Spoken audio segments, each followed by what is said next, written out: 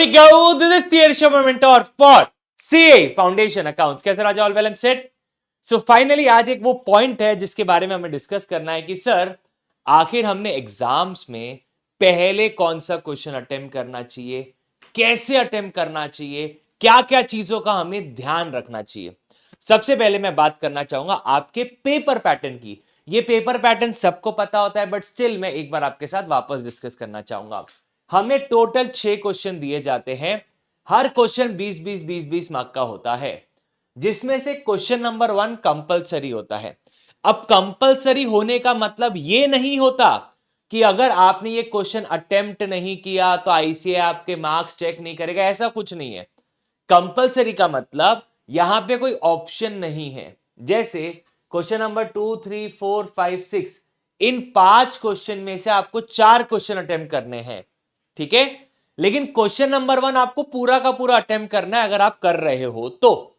ठीक है, पूरा का पूरा अटेम्प्ट करने का अगेन मतलब यह नहीं होता कि आपको पूरे के पूरे 20 मार्क का अटेम्प्ट करना है. अगर आप अटेम्प्ट कर रहे हो तो बल्ले बल्ले, बहुत बढ़िया. नहीं भी कर रहे हो तो आपकी इच्छा. ठीक है, अब हम बात करते हैं कि जो क्वेश्चन नंबर 1 है वो है आपका ट्रू एंड फॉल्स. वो क्या है आपका?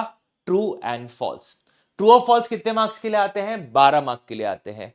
और उसके बाद आपके पास होते हैं दो छोटे छोटे क्वेश्चन 4-4 मार्क्स के, या कभी कभी एक बड़ा 8 मार्क्स का क्वेश्चन.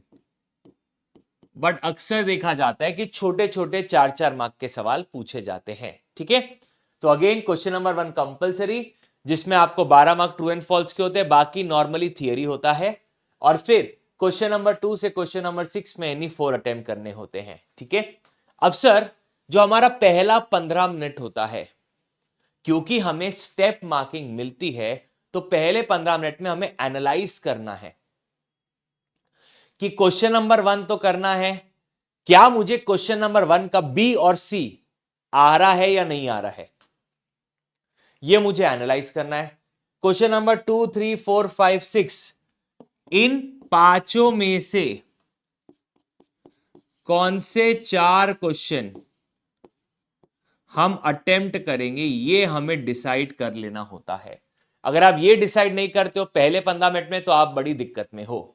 तो आपने सबसे पहले एनालाइज करना है कि क्वेश्चन नंबर 1 का बी और सी क्या आपको अच्छे से जम रहा है, और क्वेश्चन नंबर 2 और से लेकर 6 के बीच में आप कौन से क्वेश्चन को अटेम्प्ट करना चाहते हो. अब जब ये आपका डिसाइड हो चुका है तो अब आपका पेपर अटेम्प्ट का सीक्वेंस क्या होता है. सबसे पहले question number 1 A true and false आप अटेम्प्ट करेंगे, बिकॉज अगर आप ट्रू एंड फॉल्स सही कर जाते हैं तो आपके 12 मार्क तय हो चुके हैं. ये 12 मार्क आपसे कोई नहीं छीन सकता. These 12 marks are fixed. ठीक है, तो सबसे पहले आपने ट्रू एंड फॉल्स को अटेम्प्ट करना चाहिए. और अगर आपको क्वेश्चन नंबर 1 का बी और सी जम रहा है तो आपने बी और सी को अटेम्प्ट कर देना चाहिए. ठीक है, अब बात करते हैं कि ये मेरा एक्सपीरियंस है. ठीक है, I may be wrong some moment of time. ये मेरा एक्सपीरियंस है कि normally question number 6 easy question होता है और अक्सर बच्चे क्वेश्चन नंबर 6 को अटेम्प्ट करते हैं क्योंकि वो इजी लगता है. क्योंकि वो नॉर्मली इजी होता है तो क्वेश्चन नंबर 1 के बाद आपने क्वेश्चन नंबर 6 को अटेम्प्ट करना चाहिए. कंडीशन ये आपको आता होना चाहिए, और ऐसा है कि question number 6 majority of the बच्चों को आता है क्योंकि वो इजी देता है आईसीएआई. तो पहले क्वेश्चन नंबर 1, और क्योंकि ये इजी होता है तो मैं अज्यूम कर रहा हूं मैक्सिमम बच्चों को जमेगा तो क्वेश्चन नंबर 6. उसके बाद आपको जिस क्वेश्चन में ज्यादा कॉन्फिडेंस महसूस हो रहा है आपने उस क्वेश्चन को अटेम्प्ट करना चाहिए. ठीक है, अच्छा अब सर ट्रू एंड फॉल्स में क्या हमें रीजन देना पड़ता है? देखो राजा, अगर ट्रू है तो उसका रीजन जो स्टेटमेंट दिया हुआ है ना उसी को लिख देना. For example, purchase of building is a capital expenditure. True की false? True. True comma purchase of building is a capital expenditure. तो ट्रू में रीजन देना कोई भारी बात नहीं होती है. ट्रू फॉलोड बाय जो स्टेटमेंट लिखा था वही वापस लिख दो. फॉल्स में आपको प्रॉपर रीजन देना पड़ता है कि अगर आप किसी चीज को फॉल्स बोल रहे हो तो क्यों बोल रहे हो. दूसरा, ये तुक्का मारने के लिए बता रहा हूं मैं. अगर कोई ऐसा क्वेश्चन है जिसमें आप समझ ही नहीं पा रहे हो कि इसका आंसर ट्रू आएगा कि फॉल्स आएगा, तो आप फॉल्स लिख के आ जाना और रीजन आपको जो अच्छा लगे वो लिख देना, क्योंकि मेजॉरिटी का मतलब अक्सर ट्रू एंड फॉल्स में आंसर फॉल्स होता है।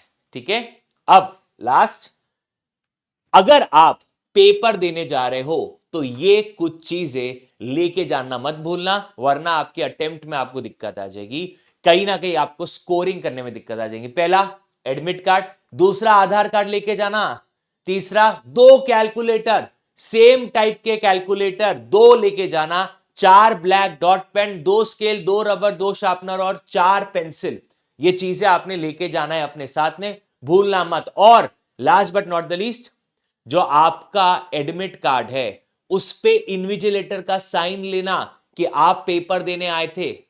इन्विजिलेटर का साइन का एक कॉलम होगा, आप उस पे इन्विजिलेटर से साइन करवाएंगे, so that it serves a proof कि आप पेपर देने आए थे और आप पेपर सबमिट किए हो। ठीक है राजा, तो best of luck for your paper, hope so ये पेपर आपका बहुत अच्छा जाएगा, और मिलते हैं 18 तारीख को वार्म अप सेशन के लिए सुबह 7:45।